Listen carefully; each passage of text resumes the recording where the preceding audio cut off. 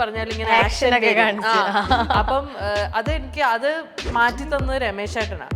രമേശ് ചേട്ടൻ പറയും നിന്റെ ഡാൻസ് ഒന്ന് കുറയ്ക്കും. പലരും എന്നോട് ചോദിക്കാം നാണമില്ലേ ഈ ഇത്രയും പേഴ്സണൽ കാര്യങ്ങളൊക്കെ വന്ന് ഇങ്ങനെ ഓരോരുത്തരും വിളമ്പാനായിട്ട്. ഇപ്പോഴത്തെ സീസൺ ഇപ്പോഴത്തെ ഷോ ബിഗ് ബോസ് ബിസിനസ്സാണ്. ചിലർ പാളിപ്പോവും. ആ പാളിപ്പോകുന്നിടത്താണ് നമുക്ക് പലരുടെയും ജീവൻ നഷ്ടപ്പെടുന്നത്.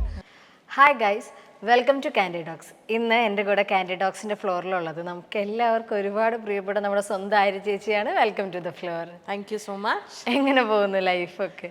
ലൈഫ് അടിപൊളിയായിട്ട് പോകുന്നു, ഹാപ്പി ആയിട്ട് പോകുന്നു. എന്തെങ്കിലും പുതിയ പ്രൊജക്ട്സ് ഒക്കെ ഇപ്പം ഇങ്ങനെ വരാനുണ്ടോ? പുതിയ പ്രോജക്ട്സ് ഉണ്ട്. 2 സിനിമ റിലീസിന് വെയിറ്റിംഗ് ആണ്. ഒന്ന് മച്ചാന്റെ മാലാഖ, 2 ഐഡന്റിറ്റി. അതിൽ മച്ചാന്റെ മാലാഖ ഓൾമോസ്റ്റ് പോസ്റ്റ് പ്രൊഡക്ഷൻ എല്ലാം കഴിഞ്ഞു, വെയിറ്റിംഗ് ഫോർ റിലീസാണ്. ഐഡന്റിറ്റിയുടെ ഡബും കാര്യങ്ങളും ഒക്കെ നടന്നുകൊണ്ടിരിക്കുകയാണ്. അങ്ങനെയാണ് പുതിയ പുതിയ വിശേഷങ്ങൾ. ഓക്കെ, ബഡായി ബംഗ്ലാവിന് ശേഷമാണ് ചേച്ചി ഈ ആര്യന്റെ പേരിന്റെ ഒപ്പം ബഡായി എന്ന് പറയുന്ന ഒരു വാക്കും കൂടി ആഡ് ചെയ്തത്. എനിക്ക് തോന്നുന്നു ബഡായി ബംഗ്ലാവാണ് ഏറ്റവും വലിയൊരു എക്സ്പോഷർ. ആര്യ ചേച്ചിനെ ഞങ്ങൾ എല്ലാവരും കണ്ടു തുടങ്ങിയത് ബഡായി ബംഗ്ലാവ് അല്ലേ? എങ്ങനെയാ ബഡായി ബംഗ്ലാവ് എന്ന് പറഞ്ഞ ഷോയിലോട്ട് എത്തുന്നത് ശരിക്കും? ഇത് ആക്ച്വലി ഞാനിത് കുറെ പറഞ്ഞിട്ടുണ്ട്, ഓൾമോസ്റ്റ് എല്ലാവർക്കും അറിയാം. ഷോർട്ടായിട്ട് പറയാം. ഞാൻ ഏഷ്യാനെറ്റിന്റെ ഒരു സീരിയൽ ചെയ്യുന്നുണ്ടായിരുന്നു, ആർദ്രം എന്ന് പറഞ്ഞിട്ട്. ആ സമയത്ത് ഏഷ്യാനെറ്റ് ഒരു റിയാലിറ്റി ഷോ ലോഞ്ച് ചെയ്തു, സീരിയലുകൾ തമ്മിലൊരു കോമ്പറ്റീഷൻ പോലെ. സോ അങ്ങനെ 4 ടീംസ് ഉണ്ടായിരുന്നു. അതിൽ ഞാൻ ഒരു ടീമിൽ ഞാനുണ്ടായിരുന്നു, ആർദ്രം ടീമിൽ ഞാനുണ്ടായിരുന്നു. സോ അത് ഇറ്റ്സ് ലൈക്ക് ഒരു റിയാലിറ്റി ഷോ പോലെ, പാട്ട്, ഡാൻസ് എല്ലാം ഉണ്ട്. എല്ലാ എപ്പിസോഡ്സിലും ജഡ്ജ്മെന്റ്സ് ഉണ്ട്. അങ്ങനെ ഒരു പക്ക റിയാലിറ്റി ഷോ ആയിരുന്നു. അപ്പോൾ അതിനകത്ത് ഒരു സ്പൂഫ്, ഒരു കോമഡി റൗണ്ട് വന്നിട്ടുണ്ടായിരുന്നു. സോ അതിലൊരു സ്പൂഫ് ചെയ്യണമായിരുന്നു ഒരു സിനിമയുടെ. അപ്പം ഞാൻ ഗന്ധർവൻ എന്ന് പറഞ്ഞ സിനിമയുടെ സ്പൂഫ് ചെയ്തിട്ടുണ്ടായിരുന്നു. അപ്പം ആ സമയത്തായിരുന്നു, അത് നടക്കുന്ന സമയത്താണ് ബഡായി ബംഗ്ലാവ് എന്ന് പറയുന്ന ഷോവിൻ്റെ ഡിസ്കഷൻസും കാര്യങ്ങളും ഒക്കെ ഏഷ്യാനെറ്റിൽ നടന്നുകൊണ്ടിരുന്നത്. So they were looking for a fresh face. അവർക്ക് ഇതുവരെ അങ്ങനെ ആരും കണ്ട് പരിചയമില്ലാത്ത ഒരു ഫ്രഷ് ഫേസിനെ ഈ ഒരു ക്യാരക്ടറിലേക്ക് ലോഞ്ച് ചെയ്യണം എന്ന ആഗ്രഹം ഉണ്ടായിരുന്നു. അപ്പോൾ ആ സമയത്താണ് ഞാൻ ഈ സ്പൂഫ് ചെയ്യുന്നതും. ഈ സ്പൂഫ് അത്യാവശ്യം അവിടെ എല്ലാവർക്കും ഇഷ്ടമായി. അപ്പം അവർ നോക്കുമ്പം ഓക്കെ, കോമഡി വലിയ തരക്കേടില്ലാതെ ഹാൻഡിൽ ചെയ്യുന്നുണ്ട് എന്ന് കണ്ടിട്ടാണ് എനിക്ക് ഈ ഒരു ഓഫർ വരുന്നത്. അപ്പം എന്നെ അവിടെ സജസ്റ്റ് ചെയ്യുന്നു. നമ്മുടെ ഏഷ്യാനെറ്റിലുള്ള ഫ്രണ്ട്സും അല്ലാതെ പ്രൊഡ്യൂസേഴ്സൊക്കെ എന്നെ സജസ്റ്റ് ചെയ്യുന്നു. അങ്ങനെ ഡയാന ചേച്ചി എന്നെ വിളിച്ച് സംസാരിക്കുന്നു. അങ്ങനെയാണ് ഞാൻ ബഡായി ബംഗ്ലാവിലേക്ക്. ശരിക്കും ഓരോ ദിവസവും അല്ലെങ്കിൽ ഓരോ എപ്പിസോഡ് എന്ന് പറയുന്നത് ഓരോരോ കൺസെപ്റ്റ് അല്ലെങ്കിൽ ഓരോരോ കഥകളായിരിക്കും നിങ്ങൾക്ക്. അതെങ്ങനെയാ രമേശനും ചേച്ചിയും കൂടി ഇരുന്ന് ഉണ്ടാക്കുന്നതാണോ? ഒരിക്കലുമല്ല, ഇതിനൊരു പക്ക സ്ക്രിപ്റ്റിംഗ് ഉണ്ട്. ഇതിന്റെ സ്ക്രിപ്റ്റ് റൈറ്റേഴ്സ്, ഇതിന്റെ ഏറ്റവും ഈ ബഡായി ബംഗ്ലാവ് തുടങ്ങുന്ന സമയത്ത് ഉണ്ടായിരുന്ന സ്ക്രിപ്റ്റ് റൈറ്റേഴ്സ് ആണ് ബിബിൻ ചേട്ടൻ, ബിബിൻ ജോർജ്. എല്ലാവർക്കും അറിയാം, ഇന്ന് അദ്ദേഹം ആക്ടറാണ്, ഹീറോ ആണ്. ഐ സ്റ്റിൽ റിമെമ്പർ അന്ന് ബിബിൻ ചേട്ടൻ ഒരു എന്താ പറയുക, ഒരു 2 വീലറിൽ എന്നും രാവിലെ ഒരു സഞ്ചിയൊക്കെ തൂക്കി ഇങ്ങനെ വരും, സ്ക്രിപ്റ്റ് ഒക്കെ ആയിട്ട്. ഇന്ന് ഈസ് മലയാള ഫിലിം ഇൻഡസ്ട്രിയിലെ ഒരു നായകനാണ്. അപ്പം അദ്ദേഹമാണ് ഫസ്റ്റ് നമ്മുടെ സ്ക്രിപ്റ്റ്. ബിബിൻ ചേട്ടനും സുനീഷ് ഏട്ടൻ, സുനീഷ് വാരനാട് എന്ന് പറയും. സുനീഷ് ഏട്ടൻ ഇന്നൊരു എന്താ പറയാ, സിനിമ കഥകൾ എഴുതുന്ന ഒരു സ്ക്രിപ്റ്റ് റൈറ്റർ ആണ്. അദ്ദേഹത്തിന്റെ സിനിമയാണ് മോഹൻലാൽ എന്ന് പറയുന്ന സിനിമ. നമ്മുടെ മഞ്ജു ചേച്ചി ചെയ്ത ലാലേട്ടനെ വെച്ച് ഫാനായിട്ടുള്ള ആ പടം, അത് സുനീഷ് ഏട്ടന്റെ സിനിമയാണ്. സോ അവരൊക്കെയാണ് ബഡായി ബംഗ്ലാവിനെ ശരിക്കും ബഡായി ബംഗ്ലാവ് ആക്കി എടുത്തത്. അതെ, സോ അവർക്കാണ് ക്രെഡിറ്റ്സ് ഒക്കെ. ലൈക്ക് ഇതിന്റെ സ്ക്രിപ്റ്റ് റൈറ്റേഴ്സ്, അതുപോലെ ഡയന ചേച്ചി. പിന്നെ സ്ക്രിപ്റ്റില് ഞാൻ ഒരിക്കലും സ്ക്രിപ്റ്റിലൊന്നും ഇൻവോൾവ് ചെയ്തിട്ടില്ല. എനിക്ക് തന്നിട്ടുള്ള സാധനങ്ങൾ ഞാൻ നമ്മുടേതായിട്ടുള്ള രീതിയിൽ അങ്ങനെയാണോ നിങ്ങൾ ചെയ്യുന്നത്? അതായത് ഞാൻ ഒരു എന്താ പറയാ, പക്ക സ്ക്രിപ്റ്റ് ഫോളോ ചെയ്ത് പൊക്കോണ്ടിരുന്ന ആളാണ്. എന്റെ സ്ക്രിപ്റ്റ് ലൈക്ക് എല്ലാം everything will be in detail. അപ്പൊ അത് പക്ഷെ അത് പറയുന്ന രീതിയും ശൈലിയും ഒക്കെ അത് എന്റേതാണ്. അങ്ങനെ ആ രീതിയിലാണ്. അപ്പൊ അതിൽ കുറെ ഹെൽപ്പ് ചെയ്തിട്ടുണ്ട് എൻ്റെ മോഡുലേഷൻസും കാര്യങ്ങളിലും ഒക്കെ. കുറെ ഇപ്പം ഡയന ചേച്ചി ആണെങ്കിലും രമേശ് ചേട്ടനാണെങ്കിലും ഒക്കെ ഒത്തിരിയും ഇവര് ബിബിൻ ചേട്ടൻ, സുനീഷ് ചേട്ടനൊക്കെ കുറെ പോളിഷ് ചെയ്തെടുത്തത് ഇവരെല്ലാരും കൂടി തന്നെയാണ്. ഒരു 1 year ഒക്കെ എടുത്തു ഫുൾ ഒന്ന് സെറ്റായി വരാൻ. അതുവരെ ബിക്കോസ് എനിക്ക് കോമഡി ചെയ്ത് ഒരു പരിചയം ഇല്ലാത്ത ആളല്ലേ. അപ്പൊ ഇവരെല്ലാവരും ഇങ്ങനെ ഓരോ ചില എനിക്ക് ഈ തുടക്കത്തിൽ ഈ കൈയെടുത്ത് ഭയങ്കര ആ സംസാരം ഭയങ്കര കൂടുതലായിരുന്നു. എന്ത് പറഞ്ഞാലും ഇങ്ങനെ ആക്ഷൻ അപ്പം അത് എനിക്ക് അത് മാറ്റി തന്നത് രമേശ് ചേട്ടനാ. രമേശ് ചേട്ടൻ പറയും നിന്റെ ഡാൻസ് ഒന്ന് കുറയ്ക്കണം ഇങ്ങനെ സംസാരിക്കുമ്പോ ഈ കൈയും കാലും ഒക്കെ എന്തിനാ ഇങ്ങനെ എടുക്കണേ, അതൊന്ന് കൺട്രോൾ ചെയ്യാൻ നോക്കാം, അപ്പൊ കുറച്ചും കൂടെ നാച്ചുറൽ ആയിട്ട് വരുമെന്ന്. അതൊക്കെ അങ്ങനെ ഓരോ കാര്യങ്ങൾ ഇങ്ങനെ നമുക്ക് സ്റ്റെപ്പ് ബൈ സ്റ്റെപ്പ്. പിന്നെ മോഡുലേഷൻസ് ഉണ്ട്, നമ്മളിപ്പോ ഒരു കൗണ്ടർ പറയുമ്പോൾ ഉള്ള മോഡുലേഷൻ, അതാണ് ശരിക്കും പറഞ്ഞാൽ മെയിൻ ആയിട്ട് ഒരു കോമഡി വർക്ക്ഔട്ട് ആവുന്നത് നമ്മുടെ മോഡുലേഷനിലൊക്കെയാണ്. അതെനിക്ക് പറഞ്ഞു തരുന്നത് സുനീഷ് ചേട്ടൻ, ബിബിൻ ചേട്ടൻ, ഇവരാണ്. ഒരു ചില കൗണ്ടേഴ്സ് നമുക്ക് ആ മോഡുലേഷൻ പോയാൽ ചിലപ്പോൾ അവർ ഉദ്ദേശിക്കുന്ന സാധനം വർക്ക്ഔട്ട് ആവില്ല. അപ്പൊ അത് ഇങ്ങനെയല്ല, ഇങ്ങനെ പറഞ്ഞു നോക്കുന്ന അങ്ങനെയൊക്കെ കുറെ കാര്യങ്ങളുണ്ട്. സോ ഇതെല്ലാം പോളിഷ് ചെയ്ത് തന്നത് ഇവരാണ്. ഒരിടയ്ക്ക് രമേശ് ചേട്ടൻ കുറച്ച് നാൾ മുൻപത്തെ ഒരു ഇന്റർവ്യൂവിൽ പറഞ്ഞു കേട്ടിട്ടുണ്ട് ആര്യ ചേച്ചിയാണ് ശരിക്കുള്ള വൈഫ് എന്ന് ആൾക്കാർ വിചാരിച്ചിരുന്നു എന്ന് വരെ, അങ്ങനെ ഒരു ഇതിൽ വരെ എത്തിയായിരുന്നു. അത് കഴിഞ്ഞ് ബഡായി ബംഗ്ലാവ് നിർത്തിയപ്പം കുറേ ക്വസ്റ്റ്യൻസ് ഉണ്ടായിരുന്നു. രണ്ടാമത് വരുമോ, ബഡായി ബംഗ്ലാവ് റീസ്റ്റാർട്ട് ചെയ്യുമോ, നിങ്ങൾ തിരിച്ച് ഇപ്പോഴും ചോദിക്കാറുണ്ടോ ആൾക്കാർ? ഇപ്പോഴും ചോദിക്കാറുണ്ട്. ഇപ്പോഴും ബഡായി ബംഗ്ലാവ് എന്ന് പറയുന്ന ഷോ ഉണ്ട് എന്ന് വിശ്വസിക്കുന്ന ആൾക്കാരുണ്ട്. I think it is because അതിന്റെ റീടെലികാസ്റ്റ് പോകുന്നുണ്ടെന്ന് എനിക്ക് തോന്നുന്നു. Not sure. ഏഷ്യാനെറ്റിലല്ല, ഏഷ്യാനെറ്റ് പ്ലസിൽ അതിന്റെ റീടെലികാസ്റ്റ് പഴയ എപ്പിസോഡ്സ് ഇപ്പോഴും. അപ്പൊ ഇപ്പോഴും എന്നെ ഇപ്പം ഈയിടെ ഇന്നലെയും കൂടി എവിടെ വെച്ചിട്ട് ഒരു ചേട്ടൻ കണ്ടപ്പോ പറഞ്ഞ് ഇന്നലത്തെ എപ്പിസോഡും കൂടി ഞങ്ങൾ കണ്ടതേ ഉള്ളൂ. അപ്പൊ ഞാൻ ഇന്നലത്തെ എപ്പിസോഡ് കാണുന്ന അപ്പോഴാണ് കൂടെ ഉണ്ടായിരുന്ന ആള് പറഞ്ഞ റീടെലികാസ്റ്റ് വരുന്നുണ്ടേ, ഞങ്ങൾ അതിരുന്ന് കാണും. അപ്പൊ ഈ റീടെലികാസ്റ്റും മുടങ്ങാണ്ടിരുന്ന് കാണുന്ന ആൾക്കാരുണ്ട്. അത് ഭയങ്കര സന്തോഷമുള്ള ഒരു കാര്യല്ലേ. ശരി. ഏകദേശം എത്ര വർഷമായി ഇൻഡസ്ട്രിയിൽ വന്നിട്ടായിരുന്നു ചേച്ചി? ഞാൻ ഇൻഡസ്ട്രിയിൽ വന്നിട്ട് it's been almost 17 years now. 17 years ആയല്ലേ? എന്താ ഫസ്റ്റത്തെ വർക്ക് എന്തായിരുന്നു? ഫസ്റ്റ് വർക്ക് എന്ന് പറയുന്ന കൈരളി ചാനലില് റെയിൻബോ എന്ന് പറയുന്ന ഒരു പരിപാടി ഉണ്ടായിരുന്നു. ആ റെയിൻബോ എന്ന് പറയുന്ന പ്രോഗ്രാമിന്റെ ആങ്കർ ആയിരുന്നു ഞാൻ. അതാണ് ഞാൻ ആദ്യമായിട്ട് ടെലിവിഷന് വേണ്ടിയിട്ട് ക്യാമറ ഫേസ് ചെയ്യുന്ന ഫസ്റ്റ് എൻ്റെ ഒരു പ്രോജക്റ്റ് എന്ന് പറയുന്നത് അത് തന്നെയാണ്. ഇപ്പം ഞാൻ പറയട്ടെ, നമ്മൾ കുറേ പേരൊക്കെ ഇങ്ങനെ ഈ ഒരു സീറ്റിൽ നിന്ന് തന്നെ പറയാറുണ്ട് കുഞ്ഞുനാൾ തൊട്ടുള്ള ആഗ്രഹമാണ് ടെലിവിഷനിൽ എത്തണം, അല്ലെങ്കിൽ ഇങ്ങനത്തെ എന്തെങ്കിലുമൊക്കെ ചെയ്യണം, ക്രിയേറ്റീവായിട്ട് ചെയ്യണം എന്ന്. അങ്ങനെ ഒരു ആഗ്രഹം കുഞ്ഞൊട്ടെ ആര്യ ചേച്ചിക്കുണ്ടോ? 200%. ആണോ? എനിക്ക് എന്നോട് കൊച്ചില് എന്താവണം, സിനിമ നടിയാവണം, അങ്ങനെ പറയൂലേ? എനിക്ക് നടി ഓപ്ഷനേ ഇല്ല. ഞാൻ വേറെ കരിയറിനെ പറ്റി ഒന്നും ചിന്തിച്ചിട്ടേ ഇല്ല. Right from the beginning this is what I wanted. എനിക്ക് വേണ്ടിയിരുന്നത് ഞാനൊരു കുറച്ചും കൂടിയൊക്കെ ഒരു വലിയ കൂടിയൊക്കെ, പക്ഷെ അതിലോട്ടൊന്നും അങ്ങനെയൊന്നും എത്തിയില്ലെങ്കിൽ പോലും സമയമുണ്ടല്ലോ, കഴിഞ്ഞിട്ടില്ല. എന്നാലും ഞാൻ പറയാണ്, ഞാൻ ഒരിക്കലും ലൈഫില് ആഗ്രഹിക്കാം, പക്ഷെ അത് നടക്കുമോ എന്നുള്ളത് നമുക്ക് എല്ലാവർക്കും മാനിഫെസ്റ്റേഷൻസ് ഉണ്ട്. പക്ഷെ will we ever live in this manifestation എന്നുള്ളത് ഒരു വലിയ ക്വസ്റ്റ്യൻ മാർക്കാണ്. അപ്പം അത് ഞാൻ ഇന്ന് ശരിക്കും പറഞ്ഞാൽ I M living my dream എന്നുള്ളതാണ്. സോ അത് എനിക്ക് ഭയങ്കര കുഞ്ഞിലോട്ട് ഇപ്പം ഡോക്ടറാണ് അങ്ങനെയൊന്നും പറയത്തേ ഇല്ല അല്ലേ? പണ്ട് തീരെ കുഞ്ഞായിരുന്നപ്പോ ടീച്ചർ ആവണം നമ്മൾ കണ്ടുകൊണ്ടിരിക്കുന്ന സ്ഥിരം കാണുന്ന ആള്. അതെനിക്ക് തോന്നുന്നു എല്ലാ കുട്ടികളും അങ്ങനെയാ തോന്നുന്നത്. എല്ലാ പ്രത്യേകിച്ച് ഗേൾസിന് ചെറിയ പ്രായത്തിൽ എന്താണ് സാരി എടുക്കാൻ ഈ പരിപാടി. അപ്പൊ കുഞ്ഞില് എന്നോട് ടീച്ചർ ആവണം. പിന്നെ ഒരു ടൈം കഴിഞ്ഞപ്പം എന്താണെന്ന് വെച്ചാൽ കന്യാസ്ത്രീ ആവണമെന്ന് പറയുന്നത്. ഞാൻ പഠിച്ചത് കോൺവെന്റ് സ്കൂളിലാണ്. എനിക്ക് വലിയ ആഗ്രഹമായിരുന്നു എനിക്കൊരു കന്യാസ്ത്രീ ആവണം.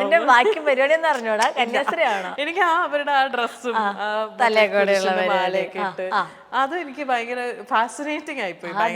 കന്യാസ്ത്രീ ആവണമെന്ന് പറഞ്ഞ ഒരാളിവിടെ അത് കഴിഞ്ഞിട്ടാണ് പിന്നെ എന്താവണം എന്നുള്ളത് ആണ് എനിക്ക് ഈ ഫീൽഡില് വരണം എന്നുള്ളത്.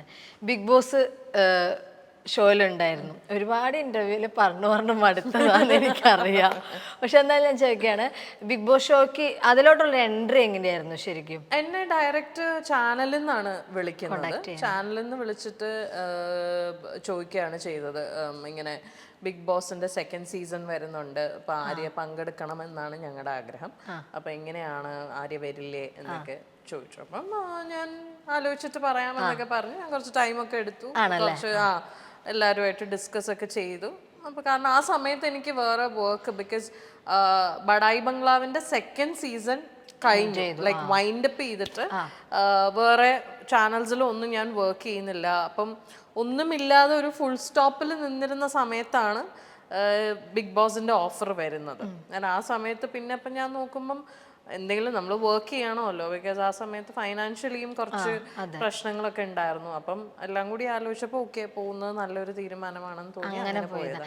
ഇപ്പോഴേ ബിഗ് ബോസിൽ വരുന്ന കണ്ടസ്റ്റൻസ് ഒക്കെ പറയും 6 മാസമായിട്ട് ഞാൻ പ്രിപ്പയർ ചെയ്തുകൊണ്ടിരിക്കുന്നതാ, 5 വർഷമായിട്ട് പ്രിപ്പയർ ചെയ്തുകൊണ്ടിരിക്കുന്നത്, അങ്ങനത്തെയൊക്കെ കണ്ടസ്റ്റൻസ് വരുന്നത്. അങ്ങനെ ബിഗ് ബോസ് ഷോയിലോട്ട് കയറുന്നതിന് മുമ്പ് എന്തെങ്കിലും പ്രിപ്പറേഷൻസോ അങ്ങനെ എന്തെങ്കിലുമൊക്കെ ചെയ്തിട്ടുണ്ടോ? ഈ ഹിന്ദി ബിഗ് ബോസ് ഒക്കെ കണ്ടായിരുന്നോ?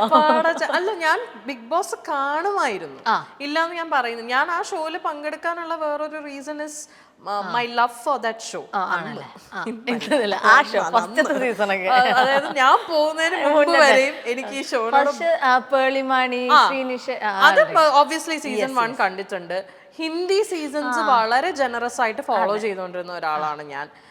എനിക്കിഷ്ടമായിരുന്നു ആ ഷോ, ഞാൻ പങ്കെടുക്കുന്ന വരെയും. പങ്കെടുത്ത് കഴിയുമ്പോഴാണ് ഇതിന്റെ പിന്നിലുള്ള പൊളിറ്റിക്സും കാര്യങ്ങളൊക്കെ മനസ്സിലാവുന്നത്. അപ്പോഴാണ് നമ്മളിത് നമ്മള് സ്ക്രീനിൽ കാണുന്നതല്ല, അതൊക്കെ മേലെ പരിപാടികൾ ഇതിന്റെ പുറകിൽ നടക്കുന്നുണ്ട് എന്നുള്ളത് പിന്നീട് നമ്മൾ റിയലൈസ് ചെയ്യുള്ളൂ. അപ്പൊ അതോടുകൂടി എനിക്ക് അതിന്റെ ഇത് പോയി. പക്ഷെ അതുവരെയും എനിക്ക് ഭയങ്കര ഞാൻ അഡിക്റ്റഡ് ആയിരുന്നു ബിഗ് ബോസിന്. കുത്തിയിരുന്ന എല്ലാ സീസൺസും ഭയങ്കര ഹിന്ദി ആയിരുന്നു എന്റെ മെയിൻ. ഹിന്ദി എല്ലാ സീസണും വിടാതെ കണ്ടോണ്ടിരുന്ന ആളാണ്. എനിക്ക് ഭയങ്കര ഇഷ്ടമുള്ള ഷോ ആയിരുന്നു. അതും കൂടെ കൊണ്ടിട്ടാണ് ഞാൻ ബിഗ് ബോസിൽ പങ്കെടുക്കാൻ പോയത്. ഞാൻ ആകെപ്പാടെ ചെയ്തിട്ടുള്ള പ്രിപ്പറേഷൻ എന്ന് പറഞ്ഞാൽ തുണി മേടിച്ചു. ഇവര് കൺഫർമേഷൻ തന്നത് ഒരു 1 month മുന്നെയാണ് കൺഫർമേഷൻ തന്നത്. ആര്യ യു ആർ ഇൻ, അപ്പൊ യു ഹാവ് ടു ഗോ ഇന്ന ഡേറ്റില് ഒക്കെ. അപ്പം പ്രിപ്പറേഷൻസ് അത് അവര് നേരത്തെ പറഞ്ഞു, പ്രിപ്പറേഷൻസ് തുടങ്ങിക്കോളൂ എന്ന്.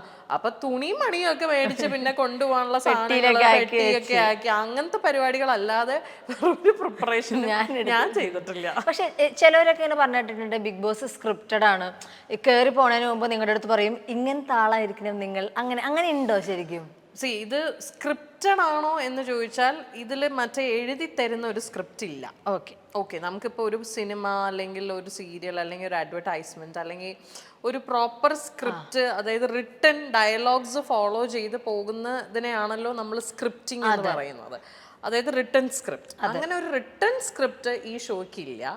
പക്ഷേ ഇതിന്റെ പിന്നിൽ ഇവർക്കൊരു ഇതിന്റെ മേക്കേഴ്സിന് ഒരു സ്ക്രിപ്റ്റ് ഉണ്ട്. അത് അവര് തന്നെ പ്ലാൻ ചെയ്ത് അവരുടെ മൈൻഡിൽ സെറ്റ് ചെയ്യുന്ന ഒരു സാധനമാണ്. അത് നമ്മളെ ഇന്റർവ്യൂ ചെയ്യുന്ന സമയത്ത് തന്നെ ഇവരൊരു സ്കെച്ച് ഇടും. ലൈക്ക് നമ്മൾ ഇത്രയും റൗണ്ട് ഓഫ് ഇന്റർവ്യൂസ് ചെയ്ത് കഴിയുമ്പോൾ ഇവർക്കൊരു ഐഡിയ കിട്ടും ഓരോ ആൾക്കാരുടെയും പേഴ്സണാലിറ്റി എന്താണ്, ഇവരെ എന്ത് ചെയ്താൽ ട്രിഗർ ചെയ്യാൻ പറ്റും, എന്താണ് ഇവരുടെ സോഫ്റ്റ് പോയിന്റ്സ്, എന്തൊക്കെയാണ് ഇവരുടെ ട്രിഗർ പോയിന്റ്സ്, എവിടെ ഇവര് ഡൗൺ ആവും, എവിടെ ഇവർ എനർജറ്റിക് ആവും, എവിടെ ഇവർ ട്രിഗർ ആവും. ഇതെല്ലാം നോട്ട് ചെയ്യാൻ വേണ്ടിയിട്ടാണ് ഇവർ ഈ 3-4 റൗണ്ട്സ് ഓഫ് ഇന്റർവ്യൂ ചെയ്യുന്നത് തന്നെ.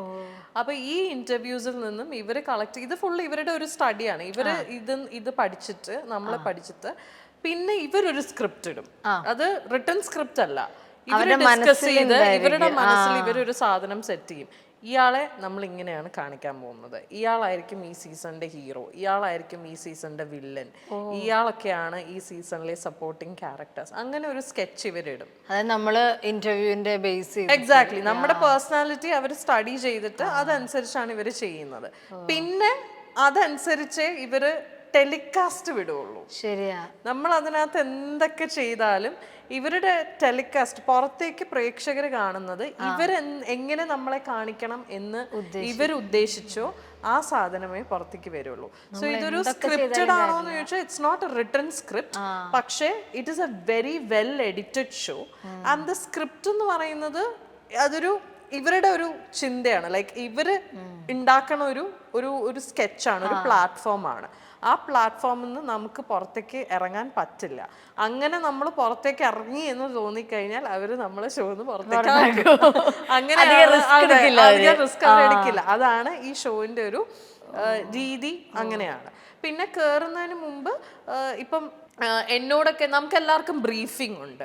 ഇതൊക്കെ എത്ര പേര് സമ്മതിച്ചു തരും എന്ന് എനിക്ക് അറിയില്ല. എല്ലാ കണ്ടസ്റ്റൻസിനും ബ്രീഫിംഗ് ഉണ്ട്. അത് നമ്മൾ കേറുന്നതിന് തൊട്ട് മുന്നേ നമ്മുടെ കാരവനിൽ വന്നിട്ട് ഇവരൊരു ബ്രീഫിംഗ് പോലെ തരുന്നതാണ്. എന്തിനെ പറ്റിയിട്ട്? അതായത് ഇപ്പൊ നമ്മൾ അതിനകത്ത് എങ്ങനെ how should you be in the show എന്നുള്ളത് ഒരു ബ്രീഫിംഗ് പോലെ തരും. അപ്പം എന്നോട് വന്നിട്ട് അവര് ബ്രീഫ് ചെയ്തതെന്ന് പറഞ്ഞാല്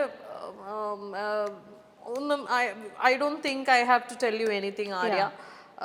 U are a B material എന്നാണ് തോന്നുന്നത്. So you just be what you are എന്നുള്ളതായിരുന്നു എനിക്ക് തന്നിരുന്ന ബ്രീഫിംഗ്. അങ്ങനെ ഓരോരുത്തർക്കും ഒരു ബ്രീഫിംഗ് കൊടുക്കും. ചില ആൾക്കാർക്ക് ബ്രീഫിംഗ് കൊടുത്തിട്ടുണ്ട്. ഇപ്പം എൻ്റെ സീസണിൽ തന്നെ പലരോടും ഇങ്ങനെ ചെയ്യണം, അല്ലെങ്കിൽ ഇന്ന ആളെ ടാർഗറ്റ് ചെയ്ത് വേണം. അത് കൂടുതലും വൈൽഡ് കാർഡ് എൻട്രീസിനാണ് ഈ ഒരു ബ്രീഫിംഗ്. ഷോ കുറച്ച് പോയി കഴിയുമ്പോൾ വൈൽഡ് കാർഡ് എൻട്രീസ് പൊതുവെ കേറുന്നത് ഒന്ന് ഷോ ഡൗൺ ആവുമ്പോഴാണ്. സോ എന്ത് ചെയ്താലാണ് ഷോ തിരിച്ച് പിടിക്കാൻ പറ്റുക എന്നുള്ളത് ഇതിന്റെ മേക്കേഴ്സിനെ അറിയാവുള്ളൂ. അപ്പൊ അത് അവര് കറക്റ്റ് ആയിട്ട് കമ്മ്യൂണിക്കേറ്റ് ചെയ്യും. അപ്പൊ ചിലപ്പോൾ വൈൽഡ് കാർഡ് മിക്കവാറും എല്ലാ സീസണിലുള്ള എല്ലാ വൈൽഡ് കാർഡ് എൻട്രീസിനോടും എന്തെങ്കിലുമൊക്കെ പറഞ്ഞ് വിടാറുണ്ട്. ചിലപ്പോൾ ഇന്ന ആളെ ടാർഗറ്റ് ചെയ്യണം, ഇന്ന ആളെ നിങ്ങൾ ഇങ്ങനെ ചെയ്യണം എന്നുള്ളത് പറഞ്ഞു. പക്ഷെ ഇത് ചെയ്യണോ വേണ്ടയോ എന്നുള്ള ചോയ്സ് കണ്ടസ്റ്റന്റിന്റെ ആണ് കംപ്ലീറ്റ്ലി. പക്ഷെ ഇവര് പറയാനുള്ളത് പറഞ്ഞു വിടാറുണ്ട്.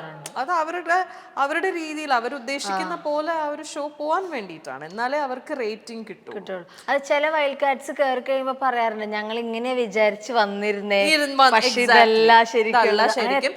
പിന്നെ ചില വൈൽഡ് കാർഡ് എൻട്രീസിന്റെ ഇത് കാണുമ്പോ തന്നെ നമുക്ക് അറിയാൻ പറ്റും, ഓക്കെ ഇവർക്ക് ബ്രീഫ്, ഇപ്പൊ ഞങ്ങൾക്കൊക്കെ അറിയാൻ പറ്റും, ബ്രീഫിംഗ് കറക്റ്റ് ആയിട്ട് കിട്ടിയിട്ടുണ്ട് എന്നുള്ളത് നമുക്ക് മനസ്സിലാവും. ഞാൻ ചോദിക്കട്ടെ, ഫോണില്ല അല്ലെങ്കിൽ നമുക്ക് ഭയങ്കര ഇഷ്ടമുള്ള ആൾക്കാർ, അല്ലെങ്കിൽ നമുക്ക് കുറച്ച് കംഫർട്ട് സോണുള്ള ആൾക്കാർ സംസാരിക്കാൻ പറ്റും, ഇതൊക്കെ ബ്രേക്ക് ചെയ്തിട്ട് നമ്മൾ അതിൻ്റെ അകത്ത് വരണം. അപ്പോൾ ഇതിനു മുൻപ് ഞാനിങ്ങനെ ബിഗ് ബോസ് കണ്ടസ്റ്റൻസിൻ്റെ അടുത്തൊക്കെ സംസാരിക്കുമ്പോൾ അവരിങ്ങനെ പറയും 2 ദിവസമൊക്കെ ഇരിക്കാൻ പറ്റും, അത് കഴിഞ്ഞ് നമ്മളങ്ങ് പൊട്ടും എന്ന് പറയും. അങ്ങനെ ഏത് സമയത്ത് ആര് ചേച്ചി ഇങ്ങനെ അയ്യോ പെട്ടു അങ്ങനെ തോന്നിയിട്ടുണ്ടോ? പെട്ടു എന്നല്ല, എൻ്റെ കയ്യിൽ നിന്ന് പോയി തുടങ്ങിയത് ഒരു 50th ഡേ. അത്രയൊക്കെ പിടിച്ചല്ലേ? അത്രയൊക്കെ പിടിച്ചു. കാരണം 50th ഡേ ഞാൻ ആ വീട്ടിൽ എൻ്റെ സീസണിൽ ഞാൻ ഏറ്റവും ക്ലോസ് ആയിരുന്നത് വീണ ആയിട്ടാണ്. ആ സമയത്ത് ഞങ്ങൾ ഭയങ്കര ഒരു ബോണ്ടിങ് ഉണ്ടായിരുന്നു. സോ വീണ എലിമിനേറ്റ് ആയി കഴിഞ്ഞപ്പം ഞാൻ കുറച്ചൊന്ന് ഡൗൺ ആയി. ബിക്കോസ് അതങ്ങനെയാണല്ലോ, ഇപ്പൊ നമ്മൾ ഒരാളുമായിട്ട് ഭയങ്കര അറ്റാച്ച്ഡ് ആയി, ബിക്കോസ് വേറെ നമുക്കൊന്നും ഡിസ്ട്രാക്ഷൻസ് ഇല്ല. സോ ഞങ്ങളായിരുന്നു ഒരു ഭയങ്കര ക്ലോസ്. അപ്പൊ വീണ പോയതിനു ശേഷം ഞാനൊന്ന് ഡൗൺ ആയി. അത് കഴിഞ്ഞ് പിന്നെ ഞാൻ ഡൗൺ ആയത് എപ്പോഴാന്ന് ചോദിച്ചാൽ, ഈ നമ്മുടെ സീസണിൽ നിന്ന് പുറത്ത് പോയ ആൾക്കാർ ഒരു 2 ആഴ്ച കഴിഞ്ഞ് തിരിച്ചു വന്നു. അതിന്റെ കൂട്ടത്തില് വൈൽഡ് കാർഡ് എൻട്രീസും വന്നു. അപ്പൊ എന്താ പ്രശ്നം എന്ന് വെച്ചാൽ, ഈ പോയ ആൾക്കാരല്ല തിരിച്ചു വന്നത്. അതായത് പോയത് ഒരു നിലപാടിലും തിരിച്ചു വന്നത് വേറെ ആൾക്കാരായിട്ടാണ്. അതായത് ഫുള്ള് മാറി. അപ്പൊ അതെന്നെ ഭയങ്കരമായിട്ട് ലൈക്ക് ഹോണ്ട് ചെയ്തു. ലൈക്ക് ഓക്കെ, അപ്പം അതില് എൻ്റെ ഏറ്റവും അടുത്ത സുഹൃത്തുക്കളും ഉണ്ടായിരുന്നു. അവര് പക്ഷെ എന്നോട് ഓപ്പൺ ആയിട്ട് വന്ന് പറഞ്ഞു, ഞാൻ പേര് പറയുന്നില്ല, അതില് 2 പേര് they are very close to me. ഇന്നും എന്റെ ചങ്കാണ് 2 പേരും. അവര് 2 പേരും വളരെ ഓപ്പൺ ആയിട്ട് എന്നോട് വന്ന് പറഞ്ഞു, മാറ്റിപ്പിടിച്ചാണെന്ന് നിനക്ക് മനസ്സിലായല്ലോ അല്ലേ, കാരണം മാറ്റിപ്പിടിച്ചാലേ സർവൈവ് ചെയ്യാൻ പറ്റുള്ളൂ, ഗെയിമിന് വേണ്ടിയിട്ടാണ്, മനസ്സിൽ വെക്കരുത് എന്ന് പറഞ്ഞിട്ട് ചെയ്തു. അതെനിക്ക് ഭയങ്കര എനിക്കൊരു സന്തോഷം കൂടിയായിരുന്നു. പറഞ്ഞിട്ടാണ് ചെയ്തതെന്നുള്ളത്. അതുകൊണ്ടാണ് എനിക്ക് അവരോട് ഇപ്പോഴും എനിക്ക് ദേഷ്യമില്ലാത്തത്. എനിക്ക് ഇഷ്ടമാണ് അവര് 2 പേര്. സോ 2 പേര് എന്നോട് വളരെ ഓപ്പൺ ആയിട്ട് വന്ന് കാര്യങ്ങൾ പുറത്ത് ഇങ്ങനെയാണ്, ഞങ്ങളുടെ ഇമേജ് ഒക്കെ ഇങ്ങനെയാണ് പോയി കംപ്ലീറ്റ്, അതുകൊണ്ട് മാറ്റിപ്പിടിക്കുകയാണ് എന്ന് പറഞ്ഞിട്ട് ചെയ്തത് കൊണ്ട് എനിക്കത് ഭയങ്കര ഒരു സന്തോഷമായിട്ടാണ് ഫീൽ ചെയ്തത്. ഞാൻ അതിനെ ഒരിക്കലും ഇന്നും ഞാൻ കുറ്റം പറയുന്നില്ല. പക്ഷെ അതൊക്കെ നമുക്ക് പക്ഷെ അത് പെട്ടെന്നൊരു ഇതായി പോകുമല്ലോ, ലൈക്ക് അത്രയും ഭയങ്കര ഒരു ചേഞ്ച് ഓഫ് അറ്റ്മോസ്ഫിയർ ആയിപ്പോയി, ഭയങ്കര ചേഞ്ച് ഓഫ് അറ്റ്മോസ്ഫിയർ ആയിപ്പോയി. അപ്പം നമ്മൾ പെട്ടെന്ന് അയ്യോ നമ്മളെന്തോ ഭയങ്കര റോങ് ആണ് എന്ന് വെച്ചാൽ നമ്മൾ പുറത്ത് റോങ് ആണ് എന്നുള്ളത് എനിക്കപ്പം മനസ്സിലായി. അപ്പൊ ആ ഒരു ചിന്ത കൊണ്ടിട്ട് സർവൈവ് ചെയ്യുക പിന്നെ ഇത്രയും ദിവസം എന്ന് പറയുന്നത് മാറാതെ ശരിയാ, അത് കുറച്ച് ഡിഫിക്കൽട്ട് ആണ്. അവിടെയാണ് ഞാനൊന്ന് ഡൗൺ ആയത്. But I didn't want to change എന്നാലും. ശരി. പക്ഷെ ഞാനിങ്ങനെ ചിലവരിപ്പോ അത് ഒരു 3 സീസണൊക്കെ കഴിഞ്ഞപ്പോഴാണ് സ്ക്രീൻ സ്പേസിന് വേണ്ടി ചെയ്യുന്നു അല്ലെങ്കിൽ അങ്ങനത്തെ വാക്കുകളൊക്കെ ഭയങ്കര കണ്ടന്റ് ഉണ്ടാക്കുവാണോ ഇതൊക്കെ ചോദിക്കുന്ന കണ്ടു തുടങ്ങി. പക്ഷെ ഫസ്റ്റ് സീസൺ അല്ലെങ്കിൽ നിങ്ങളുടെ സീസണിലൊക്കെ നമ്മൾ കാണുമ്പോൾ എങ്ങനെയാന്ന് വെച്ച് കഴിഞ്ഞാൽ ക്യാമറയുള്ള കാര്യം നിങ്ങൾ മറക്കും, നിങ്ങൾ നിങ്ങളായിട്ട് നടക്കുക കൂടുതലും. അങ്ങനെ ശരിക്കും അതിൻ്റെ അകത്ത് ജീവിക്കുന്ന സമയത്ത് അല്ലെങ്കിൽ അതിൻ്റെ അകത്ത് നിങ്ങൾ വർക്ക് ചെയ്യുമ്പോൾ ടാസ്ക് ചെയ്യുമ്പോൾ ഇങ്ങനെ അയ്യോ ക്യാമറയുണ്ട്, ക്യാമറ കോൺഷ്യസ് ആവണം അങ്ങനെയൊക്കെ തോന്നിയിട്ടുണ്ടോ ചേച്ചിക്ക്? ഇത് 2 തരത്തിൽ നമുക്ക് എടുക്കാം. അതായത് ക്യാമറ കോൺഷ്യസ് ആയിട്ട് തന്നെ അതിനകത്ത് ജീവിക്കുന്ന ആൾക്കാരും ഉണ്ട്. ഇതെല്ലാം ക്യാമറയൊക്കെ പോയി സംസാരിച്ച് എക്സാക്ട്ലി അതാണ് ഞാൻ പറഞ്ഞു വന്നത്. അപ്പൊ ഞങ്ങളുടെ സീസണിലും ഉണ്ടായിരുന്നു ക്യാമറയോട് സംസാരിക്കണ കണ്ടസ്റ്റന്റ് ഉണ്ടായിരുന്നില്ല. ഞാൻ പേരെടുത്ത് തന്നെ പറയാം, അത് അദ്ദേഹത്തിന്റെ സ്ട്രാറ്റജി അത് 100%. He's A good gamer. അയാൾ അങ്ങനെയാ ഗെയിം കളിച്ചത്. അത് that was A part of his strategy. അദ്ദേഹം ഓഡിയൻസുമായിട്ട് കമ്മ്യൂണിക്കേറ്റ് ചെയ്യാൻ ഇതിലും നല്ലൊരു വഴി അയക്കില്ല എന്ന് അയാൾക്ക് മനസ്സിലായി. ഒറ്റയ്ക്ക് പോയിരുന്ന ക്യാമറയോട് സംസാരിക്കുക, അതെല്ലാം കറക്റ്റ് ആയിട്ട് ടെലികാസ്റ്റും വന്നു, കിട്ടുകയും ചെയ്തു. ആ സ്ക്രീൻ സ്പേസ് അവിടെ അയാൾക്ക് കറക്റ്റ് ആയിട്ട് കിട്ടി. മനസ്സിലായില്ലേ? അത് അദ്ദേഹം ആ ലാസ്റ്റ് ഡേ വരെയും ഹി വാസ് കോൺഷ്യസ് ആണ്. സോ അത് നല്ലൊരു പക്ക ബി മെറ്റീരിയൽ ഗെയിമർ, വളരെ കണ്ണിങ് ആയിട്ടുള്ള ഒരു കിടിലം ഗെയിമറിന്റെ ഗെയിം ആയിരുന്നു അത്. ഞങ്ങളൊക്കെ മറന്ന് മനസ്സിലായില്ലേ, എല്ലാ സകല ഇമോഷൻസും പുറത്ത് കാണിച്ച് എല്ലാം ഓരോന്ന് വെട്ടിത്തുറന്ന് പറയാ. ലാസ്റ്റ് പുറത്തിറങ്ങിയത് എന്താ സംഭവിച്ചേ കണ്ടാ ഇറങ്ങിയിട്ട് ഇല്ല. ബിക്കോസ് ഞങ്ങൾ എങ്ങനെയാണ് അതിനകത്ത് 75 ദിവസം ജീവിച്ചതെന്ന് ഞങ്ങൾക്കറിയാം. ഞങ്ങൾ കാണാത്ത കാര്യങ്ങളുണ്ട് അതിനകത്ത്. എന്നാൽ പോലും നമുക്കൊരു ബേസിക് ഐഡിയ ഉണ്ടല്ലോ നമ്മളോട് എല്ലാവരും എങ്ങനെയായിരുന്നു, അല്ലെങ്കിൽ നമ്മൾ എങ്ങനെയാണ് ഞങ്ങൾ ജീവിച്ചത് ഒക്കെ നമുക്കറിയാം. പക്ഷെ ഇതെന്നൊക്കെ ഭയങ്കര ഡിഫറെന്റ് ആയിട്ടാണ് ടെലികാസ്റ്റ് വരുന്നത്. എപ്പിസോഡ് ഒരു 4-5 എപ്പിസോഡ് കണ്ടു കഴിഞ്ഞപ്പോഴേക്കും പിന്നെ ഞാനെന്താ ഇങ്ങനെ, അതെ സത്യം ആ തോട്ട് വന്നു, ഞാനെന്താ ഇങ്ങനെ, അല്ലെങ്കിൽ എന്റെ ഫ്രണ്ട്സ് അവരുടെ ക്ലിപ്സ് കാണുമ്പോ ഇവരിങ്ങനെ അല്ലായിരുന്നു എന്നുള്ള ഒരു തോട്ട് വരും നമുക്ക്. പക്ഷെ ഇങ്ങനെ കാണുമ്പോ എന്താ നമുക്ക്, അപ്പൊ പിന്നെ എനിക്ക് മനസ്സിലായി ഇനി കണ്ടാ ശരിയാവില്ല, നിർത്തി. അതോടുകൂടി നിർത്തി. അത് കഴിഞ്ഞിട്ടുള്ള സീസൺസ് കണ്ടായിരുന്നോ? അത് കഴിഞ്ഞിട്ടുള്ള സീസൺസ് എല്ലാം അങ്ങനെ ഭയങ്കര, എനിക്ക് തോന്നുന്നു റോബിൻ ജാസ്മിൻ അവരുടെ സീസൺ ഇല്ലേ, ആ സീസൺ അത്യാവശ്യം ഫോളോ ചെയ്തിട്ടുണ്ടായിരുന്നു. ബാക്ക് ടു ബാക്ക് ഒരു എപ്പിസോഡ് വിടാണ്ട്. പിന്നെ മാരാരുടെ സീസൺ ഒരു ടുവേർഡ്സ് ദി എൻഡൊക്കെ ആയപ്പോഴാണ് വിടാതെ കണ്ടത്. പിന്നെ കഴിഞ്ഞ സീസൺ ഒരു പകുതി വരെ കണ്ടു. ഇപ്പം ഞാൻ ചോദിക്കട്ടെ, നമ്മൾ ആദ്യത്തെ സീസൺ വെച്ച് നോക്കുമ്പോൾ ഇപ്പോഴത്തെ സീസണിന്റെ വ്യത്യാസം, അല്ലെങ്കിൽ എന്തെന്നപ്പോ അതിനെ പറയാ, അതായത് ഫസ്റ്റത്തെ സീസണിലുള്ള പോലത്തെ കണ്ടസ്റ്റൻസ് അല്ല ലാസ്റ്റ് വരുന്നത്. അപ്പൊ ഇപ്പോഴത്തെ സീസൺ കാണുമ്പോൾ എന്താ ശരിക്കും തോന്നുക ചേച്ചിക്ക്? ഇപ്പോഴത്തെ ഷോ ബിഗ് ബോസ് ബിസിനസ് ആണ്, അത്രേ ഉള്ളൂ, സിമ്പിൾ. ഇപ്പൊ ഇത് ഫസ്റ്റ് സീസൺ വരുമ്പോ ഇതിന്റെ മേക്കേഴ്സ് ഓക്കെ, അവരുടെ ഷോ ആണ്, അവർക്ക് അറിയാം. പക്ഷെ ബാക്കി ഇപ്പം ചാനലിനായാലും ഇതിൽ വരുന്ന കണ്ടസ്റ്റൻസിനായാലും പുറത്തുനിന്ന് സപ്പോർട്ട് ചെയ്യുന്ന ആൾക്കാർക്കൊക്കെ ആണെങ്കിലും ഇതൊരു ഫ്രഷ് പീസ് ഓഫ് സാധനമാണ്, ഫ്രഷ് ഷോ ആണ്. ഐഡിയ ഇല്ല എന്താണ് ബിഗ് ബോസ് എന്നുള്ളത്, ഐഡിയ ഇല്ല. ഫസ്റ്റ് സീസൺ അടിപൊളി, ഭയങ്കര ജെനുവിൻ സീസൺ, റെഫറൻസ് എടുക്കുന്നത് ഭയങ്കര ജെനുവിൻ ആണ്, ഫ്രഷ് ആണ്. അതിനകത്ത് ഒന്നും കലക്കാനില്ലായിരുന്നു, മനസ്സിലായില്ലേ? സെക്കൻഡ് സീസൺ വന്നപ്പോ ഏതാണ്ട് ഐഡിയ കിട്ടിയെങ്കിൽ പോലും കൂടുതലായിട്ട് തേർഡൊക്കെ ആയപ്പോഴേക്കും ഓക്കെ, അപ്പൊ ഇത് ബിസിനസ് ആണ്, ബിസിനസ്. ഇതില് ഈ ബിഗ് ബോസ് സീസൺ കൊണ്ടിട്ട് ജസ്റ്റ് ഇമാജിൻ എന്തോരം ആൾക്കാർക്കാണെന്നറിയോ ഒരു പ്രോപ്പർ ആ ഒരു സമയത്ത് ഈ ബിഗ് ബോസ് എന്ന് പറയുന്ന കണ്ടന്റ് കൊണ്ട് ജീവിക്കുന്ന ആൾക്കാർ. അപ്പൊ ഞാൻ യൂട്യൂബേഴ്സിന്റെ കാര്യം മാത്രമല്ല പറയണത്, അത് ഓക്കെ, അല്ലാതെ ഇതിന്റെ ബിഹൈൻഡ് നടക്കുന്ന പൊളിറ്റിക്സും ഞാൻ പറയാണ്. ഇപ്പൊ ഒരാള് ഇതിനകത്ത് കേറാൻ വേണ്ടിയിട്ട് അങ്ങനെയൊക്കെ ഉണ്ട്, ഒരു ഇതിനകത്ത് കേറി പറ്റാൻ വേണ്ടിട്ട് എത്രയോ ആൾക്കാർ പേയ്മെന്റ് വാങ്ങിക്കാതെ ഇതിനകത്ത് പാർട്ടിസിപ്പേറ്റ് ചെയ്യുന്നുണ്ട്, just for the fame and all that. So it's A business, pure business ആണ് ഇപ്പൊ ഈ ഷോ എന്ന് പറയുന്നത്. അതിലൊരു ജെനുവിനിറ്റി ഉണ്ടോ എന്ന് ചോദിച്ചാൽ I would say the show has lost its credibility completely. Big ബോസിൽ നിന്ന് ഇറങ്ങിയ സമയത്ത് ശരിക്കും ചേച്ചി പ്രതീക്ഷിക്കാത്ത രീതിയിൽ കുറെ നെഗറ്റിവിറ്റി അല്ലെങ്കിൽ നെഗറ്റീവ് കമന്റ്സ് ഒക്കെ വന്നായിരുന്നു. എനിക്ക് തോന്നുന്നു ഇപ്പോഴും ആൾക്കാർ ഇപ്പൊ അടുത്ത് വരെ ഒരാവശ്യമില്ലാതെ ചേച്ചീനെ പറഞ്ഞുകൊണ്ടിരിക്കുന്നത്.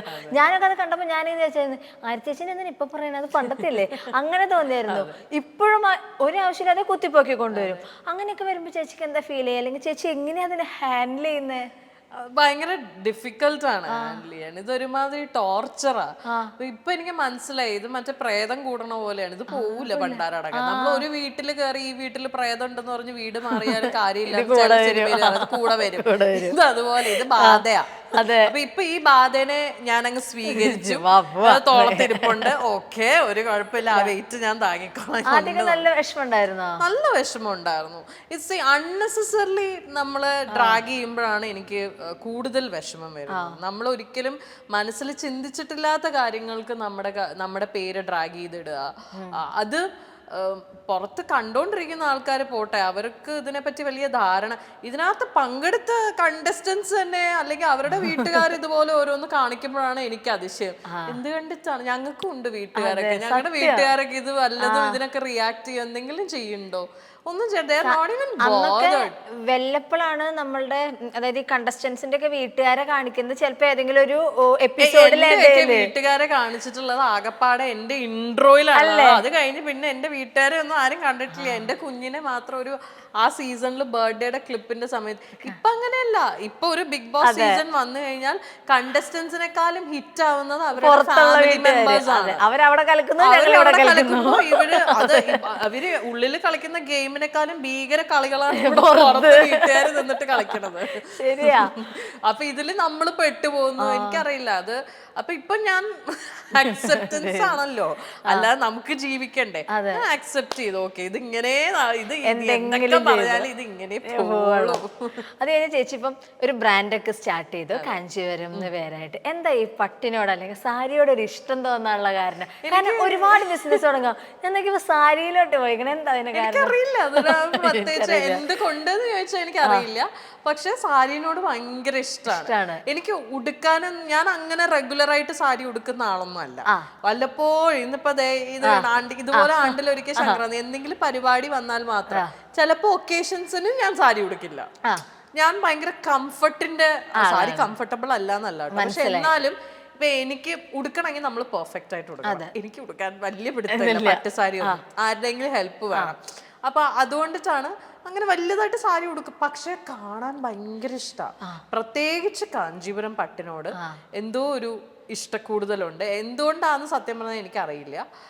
ഞാനൊരു ഹാഫ് തമിഴിയനാണ്. ഇനി അതിന്റെ ആണോന്ന് എനിക്കറിയില്ല. ഹാഫ് തമിഴിയൻ, അതിന്റെ കഥ എന്താ? അല്ല, എന്റെ അമ്മ തമിഴ് റൂട്ട്സ് ആണ്, അച്ഛൻ പക്കാ മലയാളം. അമ്മയുടെ അമ്മ തമിഴിയനാണ്. അപ്പൊ അതുകൊണ്ടാണോ എനിക്ക് അറിയില്ല. ഇനി അതിന്റെയൊക്കെ എന്തെങ്കിലും ഈ ജീൻസ് അറിയില്ല. പക്ഷെ എനിക്ക് ഭയങ്കര ഇഷ്ടമാണ്. വെറുതെ കണ്ടോണ്ടിരിക്കാനാണെങ്കിലും എനിക്ക് ഭയങ്കര ഇഷ്ടമാണ്. അപ്പൊ ആ ഒരു ഇഷ്ടത്തിന്റെ പുറത്താണ് ഈ ബ്രാൻഡ് സ്റ്റാർട്ട് ചെയ്യുന്നത്. എന്താ കാഞ്ചീപുരത്തിന്റെ നെക്സ്റ്റ് പ്ലാൻസ്?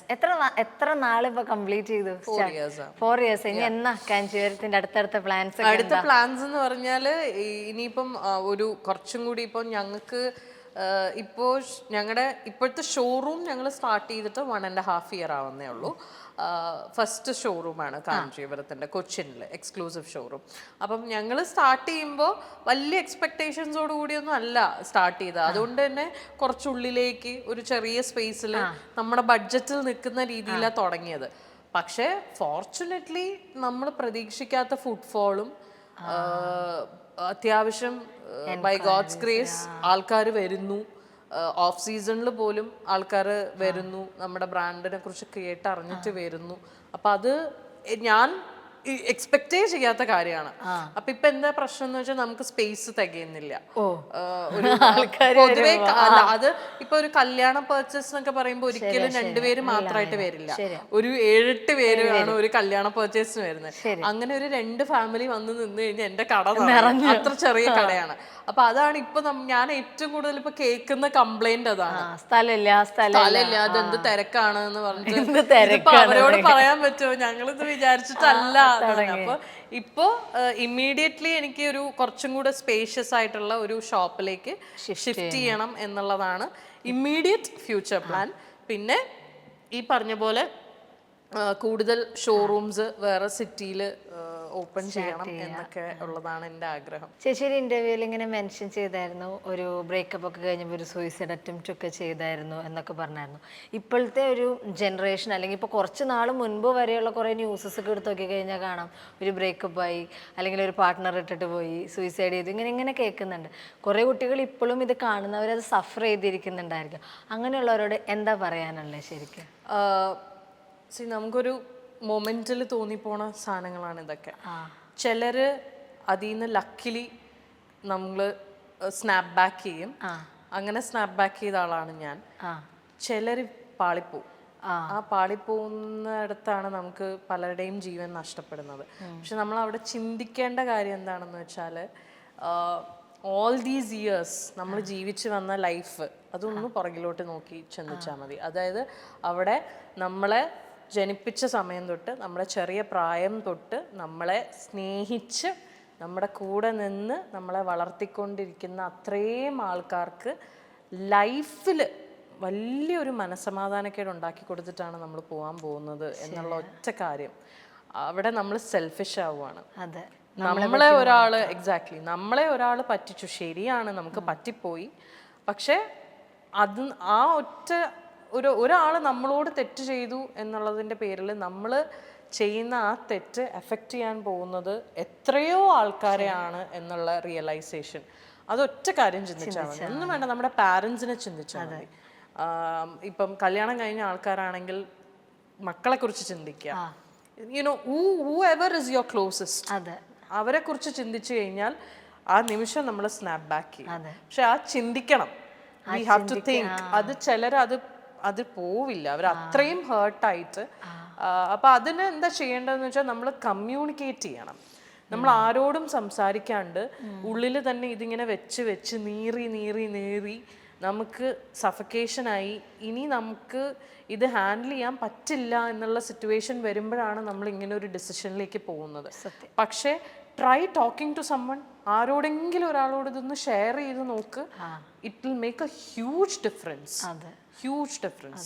അത് നമ്മളെ ഒരിക്കലും ലൈഫിൽ ജഡ്ജ് ചെയ്യില്ല എന്ന് ഉറപ്പുള്ള ഒരാളോട്, അത് ആരോ ആയിക്കോട്ടെ, സുഹൃത്തായിക്കോട്ടെ, ചിലപ്പോൾ you can even talk to an unknown person, you know. ഞാൻ എൻ്റെ കാര്യങ്ങൾ എന്നോട് എല്ലാവരും ചോദിക്കും, എന്തിനാണ് ഈ നാണമില്ലേ, പലരും എന്നോട് ചോദിക്കാം, നാണമില്ലേ ഈ ഇത്രയും പേഴ്സണൽ കാര്യങ്ങളൊക്കെ വന്ന് ഇങ്ങനെ ഓരോരുത്തരും വിളമ്പാനായിട്ട്, ഇതൊക്കെ പേഴ്സണൽ കാര്യങ്ങളല്ലേ, മിണ്ടാണ്ടിരുന്നൂടെ, ആൾക്കാർ ജഡ്ജ് ചെയ്യില്ലേ? ജഡ്ജ് ചെയ്യുന്നവരുണ്ടായിരിക്കാം, ഇല്ലാന്ന് ഞാൻ പറയുന്നില്ല, അത് അവരുടെ ചിന്തയാണ്. പക്ഷെ ഞാൻ ഈ പറയുന്ന കാര്യങ്ങളുമായിട്ട് റിലേറ്റ് ചെയ്തിട്ട് ഈ സിറ്റുവേഷനിൽ നിന്നിട്ട് ചേച്ചി ഹെൽപ്പ് ചെയ്യോ എന്ന് ചോദിച്ചാൽ എനിക്ക് മെസ്സേജ് അയക്കുന്ന ആൾക്കാർ ഇന്നുമുണ്ട്. And I talk to them. I have spoken to so many people. അങ്ങനെ എത്ര പേരോട് ഞാൻ ഇൻസ്റ്റയിൽ സംസാരിച്ചിട്ടുണ്ടെന്നറിയോ? എത്ര പേര് ഇന്നും ചേച്ചി ഹെൽപ്പ് ചെയ്യാമോ, സംസാരിച്ചോട്ടെ, എനിക്കൊരു കാര്യം പറയാനുണ്ട് എന്ന് പറഞ്ഞിട്ട്. അപ്പൊ അവരുടെ കാര്യങ്ങൾ കേൾക്കുമ്പോഴാണ് ഞാൻ മനസ്സിലാക്കണത്, ഈശ്വരൻ, എനിക്കുള്ളതൊന്നും ഒരു പ്രശ്നമല്ല. എത്രയോ വർഷമായിട്ട് അബ്യൂസീവ് മാരേജ് ലൈഫിൽ കിടന്ന് സഫർ ചെയ്യുന്ന കുട്ടികളൊക്കെ എനിക്ക് മെസ്സേജ് അയക്കുന്നുണ്ട്.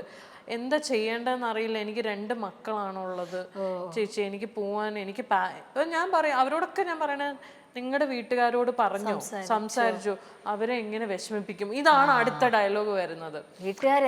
ഇങ്ങനെ ചിന്തിക്കുന്ന കുറെ ആൾക്കാരുണ്ട്.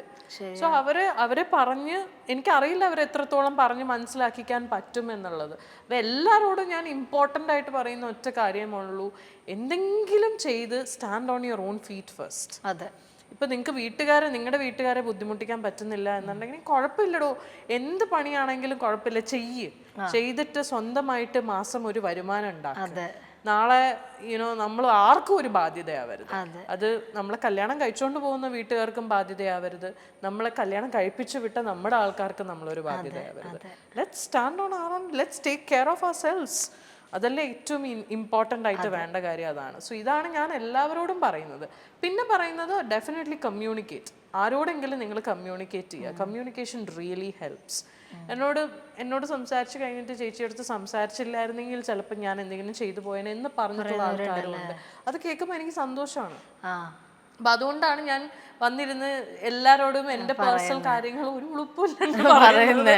അതുകൊണ്ടാണ്, കാരണം വലിയ സെലിബ്രിറ്റീസ് ആണ് എന്നൊക്കെ പറഞ്ഞ അല്ലെങ്കിൽ ഒരു നോൺ ഫേസ് ആണ്, that doesn't mean that we are not going through shit. We have also gone through shit. ഇപ്പൊ ഞാൻ ഗോൺ ത്രൂ ഷിറ്റ് എന്ന് പറയുമ്പോൾ എന്റെ ഓപ്പോസിറ്റ് സൈഡിലുള്ള ആൾക്കും ചിലപ്പോൾ അതേ അവസ്ഥയൊക്കെ തന്നെ ആയിരിക്കും. It's all about how we handle these things. ഇതിൽ നിന്ന് എങ്ങനെ നമ്മൾ പുറത്ത് വരുന്നു എന്നുള്ളത് വെരി ഇമ്പോർട്ടൻറ്റ്. ശരി. നമ്മുടെ സൊസൈറ്റിയിൽ ഒരു സിംഗിൾ മദർ ഒരു കുട്ടീനെ വളർത്തുക, അതൊരു ഡോട്ടറിനെ വളർത്തുക എന്ന് പറയുന്നത് ഭയങ്കര ബുദ്ധിമുട്ടുള്ള കാര്യം. ഇപ്പോൾ ഒരുപാട് മാറി വരുന്നുണ്ടെങ്കിലും ചേച്ചി അത് ഫേസ് ചെയ്തിരുന്ന സമയത്ത് ഒരുപാട് പേരുടെ ജഡ്ജ് ചെയ്യുക, അങ്ങനെ ഒരുപാട് കാര്യങ്ങളുണ്ടായിരുന്നു. ചേച്ചി ഒരുപാട് ചലഞ്ചസ് ഫേസ് ചെയ്തിട്ടുണ്ട്. എങ്ങനെയാണ് അതിനൊക്കെ ഓവർകം ചെയ്ത് ഇങ്ങോട്ടേക്ക് എത്തുന്നത്? ഈ പറഞ്ഞ പോലെ സിംഗിൾ മദേഴ്സ് ഫേസ് ചെയ്യുന്ന വലിയൊരു, ഇപ്പം എന്നെ സംബന്ധിച്ചിടത്തോളം ഞാൻ ഏറ്റവും കൂടുതൽ കേട്ടിട്ടുള്ളതെന്ന് വെച്ചാൽ, ഞാൻ ഈ ഇൻഡസ്ട്രി ആണല്ലോ, അപ്പം എന്ത് വന്നാലും അവള് ഈ ഫീൽഡ് സിനിമ ഫീൽഡ് ആണല്ലോ, വെറുതെ കയ്യിലിരിപ്പ് കൊണ്ടിട്ട് തന്നെ അവൻ കളഞ്ഞിട്ട് പോയത് ഇപ്പോഴും കേൾക്കുന്നുണ്ടല്ലോ, ഇപ്പോഴും പറയുന്നുണ്ടല്ലോ. ഇന്നും എന്റെ ഇപ്പൊ വേണമെങ്കിൽ ഈ ഇന്റർവ്യൂവിന്റെ താഴെ വേണമെങ്കിലും കമന്റ്സ് വരും, അത് തന്നെ വരും, ഇത് തന്നെ വരും. ഓ നീ പണ്ട് അവനോട് കാണിച്ചത് എന്നൊക്കെ പറഞ്ഞിട്ട് ഇവർക്കൊന്നും നമ്മുടെ ലൈഫിൽ എന്താ സംഭവിച്ചിരിക്കണമെന്ന് എക്സാക്ട്ലി അറിയില്ല. പക്ഷെ they just love to make stories. അവർക്ക് അവരുടേതായ വേർഷൻസ് ഉണ്ട്. ആ വേർഷൻ അവർ നമ്മുടെ തലയിൽ അങ്ങ് കെട്ടി ഇതാണ് നീ എന്നുള്ളത്. പക്ഷെ എന്നെ സംബന്ധിച്ചിടത്തോളം ഞാൻ നോക്കിയിട്ടുള്ള അല്ലെങ്കിൽ ചിന്തിച്ചിട്ടുള്ള ഒറ്റ കാര്യമേ ഉള്ളൂ, ഈ പറയുന്നതെല്ലാം നമ്മളെ അറിയാത്ത, നമ്മൾ വളർന്നു വന്ന് നമ്മൾ ജീവിച്ച് നമ്മളുടെ ജീവിത സാഹചര്യങ്ങളോ നമ്മുടെ ജേണിയോ ഒന്നും അറിയാത്ത ആൾക്കാരാണ്. They are total strangers who talk shit about us. എന്നെ അത് ബോദർ ചെയ്യണമെങ്കിൽ എൻ്റെ ആൾക്കാർ പറയണം, എന്നെ അറിയുന്ന ആൾക്കാർ, എന്നെ വർഷങ്ങളായിട്ട് വളരെ അപ് ക്ലോസ് ആൻഡ് പേഴ്സണലായിട്ട് എൻ്റെ ലൈഫ് ജേണിയിൽ ഭാഗമായിരുന്ന ആൾക്കാർ എന്നെ, അല്ലെങ്കിൽ നീ മോശമാണ്, അല്ലെങ്കിൽ നീ തെറ്റ് ചെയ്തു, അല്ലെങ്കിൽ നിന്നെ കാരണമാണ് ഇങ്ങനെ എന്ന് പറഞ്ഞാൽ ഞാൻ വിഷമിക്കും. അത് സംഭവിക്കാത്തടത്തോളം കാലം ആരെന്ത് പറഞ്ഞാലും എനിക്കൊരു പ്രശ്നവുമില്ല. അങ്ങനെ, പക്ഷെ അങ്ങനെ പറഞ്ഞിട്ടുള്ള വളരെ ക്ലോസ് ആയിട്ടുള്ള ആൾക്കാരും ഉണ്ട്. അവരൊന്നും ഇന്ന് എൻ്റെ ലൈഫിൽ ഇല്ല. നെഗറ്റീവ് ആയിട്ടുള്ളതൊന്നും I don't want people who are uncomfortable with me. ഞാൻ എന്ന വ്യക്തിയെ ഇത്രയും അപ് ക്ലോസ് ആൻഡ് പേഴ്സണലായിട്ട് അറിഞ്ഞിട്ടും ഞാൻ ചെയ്യുന്ന എല്ലാം കറക്റ്റ് ആണെന്നല്ല ഞാൻ പറയുന്നത്. ഞാൻ തെറ്റുകൾ ചെയ്തിട്ടുണ്ടാവാം, പക്ഷെ ആ തെറ്റുകളെ ഞാൻ അക്സെപ്റ്റും ചെയ്യുന്നുണ്ട്. പല ഘട്ടത്തിലും ലൈഫിലെ പല മിസ്റ്റേക്സും ഞാൻ ഇത്രയും ഈ വയസ്സ് 33 ഇയേഴ്സിൽ I have been through a lot. അതിൽ അപ്സ് ഉണ്ട്, ഡൗൺസ് ഉണ്ട്, എല്ലാം ഉണ്ട്. ഈ അപ്സിലും ഡൗൺസിലും ഒക്കെ എൻ്റെ കൂടെ നിൽക്കുന്ന ആൾക്കാരെ ഇന്നും എൻ്റെ കൂടെ ഉള്ളൂ. ഏതെങ്കിലും ഒരു ഘട്ടത്തിൽ okay I'm not comfortable with you anymore, അല്ലെങ്കിൽ I'm not comfortable with your lifestyle anymore എന്ന് പറയുന്ന ആൾക്കാർ ഇന്ന് എൻ്റെ കൂടെ ഇല്ല. I'm totally okay with it. I mean peace. അതെ, എനിക്ക് പീസാണ് വേണ്ടത്. ഇപ്പം ഇത്രയും സ്ട്രഗിൾ ചെയ്ത് അല്ലെങ്കിൽ ഫൈറ്റ് ചെയ്ത് ഇങ്ങനെ വന്ന് നിൽക്കുകയാണ്. അപ്പൊ മോൾക്ക് ഇങ്ങനെ എന്തെങ്കിലും അഡ്വൈസ് ഒക്കെ കൊടുക്കുമോ? ഇങ്ങനെയാവോ അല്ലെങ്കിൽ ഇങ്ങനെ? ആക്ച്വലി അവൾക്ക് അങ്ങനെ ഒരു അഡ്വൈസ് കൊടുക്കേണ്ട ഒരു ആവശ്യം ഇതുവരെയും എനിക്ക് വന്നിട്ടില്ല. പിന്നെ ചില കാര്യങ്ങൾ ഇപ്പൊ അവള് she's in her teenage now. അപ്പൊ അങ്ങനെയുള്ള സമയത്ത് ഇപ്പൊ നമ്മള് അമ്മമാരാണെങ്കിലും അച്ഛന്മാരാണെങ്കിലും മക്കൾക്ക് പറഞ്ഞു കൊടുക്കേണ്ട കുറച്ച് ബേസിക് സാധനങ്ങളുണ്ടല്ലോ, അങ്ങനെയുള്ള അഡ്വൈസുകൾ മാത്രമേ പറഞ്ഞു കൊടുക്കേണ്ടി വന്നിട്ടുള്ളൂ. ബാക്കി എന്താ വെച്ചാല് അവള് ഭയങ്കരമായിട്ട് ഒബ്സർവ് ചെയ്യുന്ന ഒരു കുട്ടിയാണ്.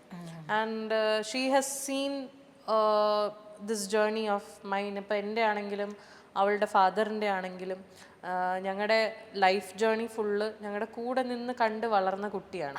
അപ്പോൾ അതുകൊണ്ട് അവൾക്കൊന്നും പ്രത്യേകിച്ച് പറഞ്ഞു കൊടുക്കേണ്ട ഒരു ആവശ്യം ഞങ്ങൾക്ക് രണ്ടുപേർക്കും വന്നിട്ടില്ല. ഭയങ്കര അണ്ടർസ്റ്റാൻഡിങ് ആയിട്ടുള്ള ഒരു കുട്ടിയാണ്. ഷീ നോസ് എവ്രിതിങ്, എല്ലാ കാര്യങ്ങളും അറിയാം. ഒന്നിനെയും ഇതുവരെ ക്വസ്റ്റ്യൻ ചെയ്തിട്ടോ ഒന്നുമില്ല. അച്ഛനെയും അമ്മേനെയും ഒരുപോലെ ട്രീറ്റ് ചെയ്യുന്നു, അച്ഛൻ്റെ വീട്ടുകാരെയും അമ്മയുടെ വീട്ടുകാരെയും ഒരുപോലെ ട്രീറ്റ് ചെയ്യുന്നു. അങ്ങനെയാണ് ഞങ്ങൾ രണ്ടുപേരും അവളെ വളർത്തിക്കൊണ്ട് വരുന്നതും. സോ അതുകൊണ്ട് തന്നെ ഒരു അഡ്വൈസ് ആയിട്ട് അങ്ങനെ അവൾക്ക് ഇതുവരെ ഒന്നും പറഞ്ഞു കൊടുക്കേണ്ടി വന്നു. ശരിക്കും ബ്ലെസ്സിങ് ആണ്, വലിയ ബ്ലെസ്സിങ് ആണ്, വലിയ ബ്ലെസ്സിങ്. അങ്ങനെ ഒരു കുഞ്ഞിനെ കിട്ടിയത് വലിയ ഭാഗ്യം. ഇപ്പൊ ചേച്ചി നേരത്തെ മെൻഷൻ ചെയ്ത പോലെ അപ്സ് ആൻഡ് ഡൗൺസ് കൂടെ വന്നതാണ്. അതിൽ നിന്ന് ചേച്ചി പഠിച്ചിട്ടുള്ള ഒരു ലെസൺ എന്താ ശരിക്കും? ഇത് രണ്ട് എക്സ്ട്രീംസ് ആണ്. അതെ, അതാ ഞാൻ ചോദിച്ചത്. അപ്സ് എന്ന് ആദ്യം പോസിറ്റീവ് എന്ന് തുടങ്ങാം. അപ്സ് എന്ന് പഠിച്ച ലെസൺസ് എന്ന് പറഞ്ഞാല് പെർമനന്റ് അല്ല എന്നുള്ളത് ആദ്യം മനസ്സിലാക്കി. ഇത് മാറും. Nothing in your life is permanent. അതെ, ആ നിമിഷം അത് സംഭവിച്ചിട്ടുണ്ടെങ്കിൽ അത് വലിയ ഭാഗ്യം. You live in the moment, you enjoy the moment. അത് തലയിൽ കയറാതിരിക്കാൻ നോക്കുക. അതില് അഹങ്കരിക്കണ്ട. ഇത് ഏത് നിമിഷം വേണമെങ്കിലും പൊളിഞ്ഞു താഴേക്ക് വരാം. അങ്ങനെ താഴേക്ക് വന്ന് കഴിയുമ്പോൾ ഡോണ്ട് ഗിവ് അപ്പ്. അതെ, അങ്ങനെ ഇപ്പൊ അപ്സ് മാത്രമേ നമ്മുടെ ലൈഫിൽ സംഭവിക്കൂ എന്ന് പറഞ്ഞുകൊണ്ടിരുന്ന ദാറ്റ് ഇസ് നോട്ട് ലൈഫിൽ. ഒരു അപ്പിൽ ഒരു ഡൗൺ സംഭവിച്ചാൽ മാത്രമേ ആ അപ്പിൽ ഉണ്ടായിരുന്ന വാല്യൂ എന്താണെന്ന് നമുക്ക് മനസ്സിലാവുള്ളൂ. അത് മനസ്സിലാക്കിച്ച് തരാനും കൂടിയാണ് universe place this game with you. Every up should have A down, every down should have an up എന്ന് പറയണ പോലെ ഇത് രണ്ടും ഉണ്ടെങ്കിൽ മാത്രമേ നമ്മുടെ ലൈഫ് സർക്കിൾ കംപ്ലീറ്റ് ആവുള്ളൂ. അല്ലെങ്കിൽ പിന്നെ നമ്മൾ എന്ത് ലൈഫ് ജീവിച്ചു എന്നായി പറയണേ, ഒന്നുമില്ല, ഒരേ ഗ്രാഫിൽ പോയിക്കൊണ്ടിരുന്ന എന്താ രസം. അപ്പൊ രണ്ടും നമ്മൾ അനുഭവിക്കണം. മുകളിൽ പോയി എന്ന് വെച്ചിട്ട് അതിൽ അഹങ്കരിക്കാനും പാടില്ല. താഴെ വന്നു എന്ന് വെച്ചിട്ട് അതിൽ ഗിവപ്പ് ചെയ്യാനും പാടില്ല. Should keep trying. നമ്മൾ അങ്ങോട്ട് കൊടുക്കുന്നതാണ് നമുക്ക് തിരിച്ചു കിട്ടുന്നത്. So never give up. അത്രേ ഉള്ളൂ. ഈ രണ്ട് ലെസൺസ്. അടിപൊളി, അടിപൊളി. ഞാൻ നേരത്തെ മോളുടെ ഒരു കാര്യം ചോദിക്കാൻ വിട്ടുപോയി. എപ്പോഴെങ്കിലൊക്കെ പറഞ്ഞിട്ടുണ്ടോ ആക്ട് ചെയ്യണം അല്ലെങ്കിൽ ഇങ്ങനെ? ചെറുതോ? ഇല്ല. ഇൻഫാക്ട് ഇപ്പം ഞാനാണെങ്കിലും അവളുടെ അച്ഛനാണെങ്കിലും രണ്ടുപേരും ഞങ്ങൾ അത്യാവശ്യം father is N excellent dancer. അടിപൊളി ഗംഭീര ഡാൻസർ ആണ്. ഞാൻ വലിയ മോശമില്ലാതെ ഡാൻസ് കളിക്കുന്ന ആളാണ്. ചെറിയ പ്രായം തൊട്ടേ ഞാൻ സ്കൂളിൽ ഞാൻ ഡാൻസ് കളിക്കാത്ത പരിപാടികളില്ല, അങ്ങനത്തെ ആളാണ് ഞാൻ. അപ്പൊ ഞങ്ങൾ രണ്ടുപേരും അത്യാവശ്യം എക്സ്ട്രാ കരിക്കുലർ ആക്ടിവിറ്റീസിൽ ഭയങ്കര ഇൻട്രസ്റ്റ് ഉള്ള ആളാണ്. നേരെ ഓപ്പോസിറ്റ്. ഒന്നിനും ഒരു താല്പര്യം. ആൾക്ക് സ്പോർട്സ് ആണ് ഇഷ്ടം. സ്പോർട്സ് ഭയങ്കര ഇഷ്ടമാണ്. റണ്ണിങ് ഇഷ്ടമാണ്. ബാഡ്മിന്റൺ ഇഷ്ടമാണ്. ഇങ്ങനെയുള്ള പരിപാടികൾ. അപ്പൊ ഞാൻ ആലോചിക്കും, ഈശ്വര ഇതൊക്കെ അപ്പൊ അല്ല, അവളുടെ father use to play football. ആള് ഫുട്ബോൾ പ്ലെയർ ഒക്കെ ആയിരുന്നു. അപ്പം ഇനി അതാണോ? പക്ഷെ എന്നാലും എല്ലാവരും എൻ്റെ അടുത്താണെങ്കിലും ഐ തിങ്ക് രോഹിത്തിന്റെ അടുത്താണെങ്കിലും ചോദിക്കും, മോള് ഡാൻസ് ഒന്നും കളിക്കും, നിങ്ങൾ രണ്ടുപേരും ഡാൻസേഴ്സ് ആണല്ലോ. നമ്മുടെ വീട്ടിൽ നിന്ന് തന്നെ ചോദിക്കും, കൊച്ചെന്താ ഡാൻസ് കളിക്കാത്തതെന്ന് ചോദിക്കും. കളിക്കുമായിരിക്കുമല്ലേ? അങ്ങനെയും ചോദിക്കും. നല്ല ഡാൻസർ ആണ് അവള്. ഡാൻസ് കളിക്കുമ്പം ഇപ്പം എന്റെ കൂടെ ഒക്കെ ആണെങ്കിലും റീൽസ് ഒക്കെ പണ്ട് കുറെ ചെയ്തിട്ടുണ്ട്. അതിലൊക്കെ ഡാൻസ് ഒക്കെ ഉണ്ട്. നല്ല ഭയങ്കര ഫ്ലെക്സിബിൾ ആണ്. കിഡിലും ഡാൻസർ ആണ്. പക്ഷെ ചെയ്യില്ല, ഇഷ്ടമല്ല, താല്പര്യമില്ല, തൽപര കക്ഷിയല്ല. അതാണ് സത്യം. പിന്നെ ഇൻട്രസ്റ്റ് കൂടുതലും കാണിക്കണ മ്യൂസിക്കിലാണ്. Loves listening to music. Guitar ഇപ്പൊ പഠിച്ചോണ്ടിരിക്കുക, ഗിറ്റാർ. ഞാൻ വിചാരിക്കുന്നത് എവിടെയാ ഓപ്പോസിറ്റ് ആണല്ലോ. അങ്ങനെയാണ്. ഓക്കെ, അടിപൊളി. നമ്മുടെ ഏകദേശം എൻഡിലോട്ട് വരുവാണ്. താങ്ക് യു വെരി മച്ച് ഇത്ര നേരം എൻ്റെ കൂടെ ഇരുന്നതിനും വിശേഷങ്ങളൊക്കെ ഷെയർ ചെയ്തതിനും. പിന്നെ അതേപോലെ ഇറങ്ങാൻ പോകുന്ന മൂവീസ് എല്ലാം അടിപൊളിയാവട്ടെ. എല്ലാവരും തിയേറ്ററിൽ പോയിട്ട് തന്നെ കാണുക. തിയേറ്ററിൽ പോയിട്ട് തന്നെ കാണുക. Thank you very much. Thank you.